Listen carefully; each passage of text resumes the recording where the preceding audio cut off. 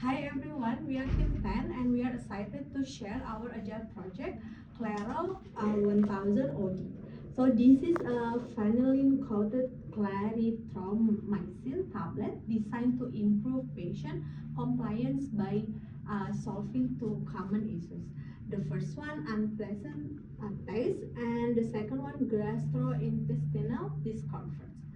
So this one, our project chapter was inspired by a simple but important insight, sometimes making an assisting drug easier to take can be just as impactful as developing a new one. So this drug is widely used by often poorly tolerated, causing to up 30% of patients to stop treatment early. So with this phenylene coating, Clarol 1000 OD maintains the same efficacy while offering a better experience for patients. And because the of the change is minor, we avoid clinical trials and bring it to market faster. So we also set clear smart objective from project chapter. We want to create a stable taste mix tablet and meets all VDA and USP standards, improve patient adherences, and keeps manufacturing costs increase under 10%. Our goals include accelerating market readiness, ensuring regulatory compliance, and laying the foundation for distribution down the line. Now, I will pass it to the Maria to walk us through the project scope, budget, and stakeholders.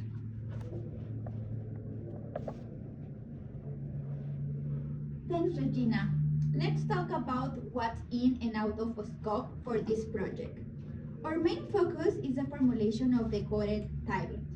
We're not changing the core drug, just adding a vanillin-based coating to improve the taste and tolerability. We'll be developing a prototype, running a stability test, review regulatory requirements, and preparing a go-to-market strategy, while exploring our full clinical trials, packaging and branding, and any international customizations at this stage.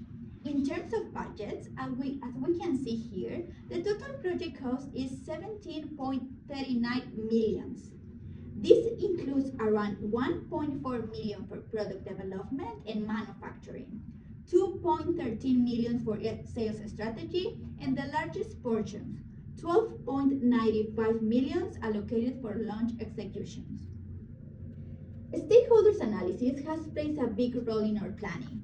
We identified both internal stakeholders like R&D, regulatory, and production, and external ones, including healthcare providers, patients, and investors. Early on, we recognized that regulatory advisors and patients were the most influential ones. So we prioritized regulatory readiness and a patient-centered design. Now, our next speaker, we will walk you through the breakdown, risk, and agile implementation. So thank you, Maria. To manage the project efficiently, we have built a clear work breakdown structure. So it covers all the major tasks from R&D and testing, then to regulatory planning and launch strategy. And so we have divided our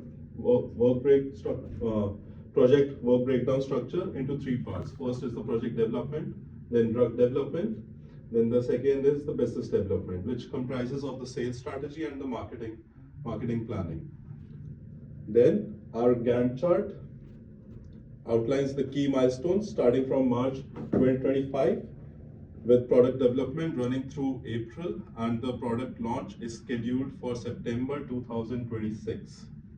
So we also identified the key risk. One of that is the coating might interfere with the drug release, which we rated as high. And another is the regulatory delay, which we marked medium.